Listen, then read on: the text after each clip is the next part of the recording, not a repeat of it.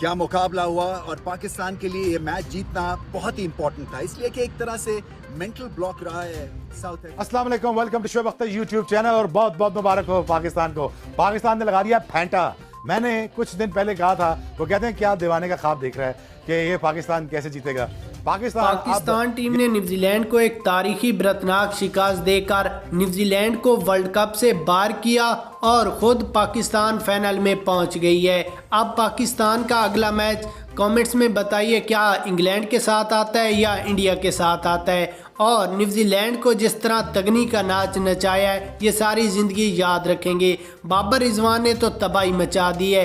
بابر اعظم کے 53 رنز، جبکہ محمد رضوان کی شاندار 9 سنچری، جس میں تقریباً 13 لمبے چھکے اور چوکے ان کی اننگز میں شامل تھے۔ یہاں پر آپ کو مکمل ہائی لائٹس دکھاتے ہیں، اس سے پہلے آپ نے ویڈیو کو لائک کرنا ہے، چینل کو سبسکرائب کرنا ہے لازمی، اس کے بعد اگر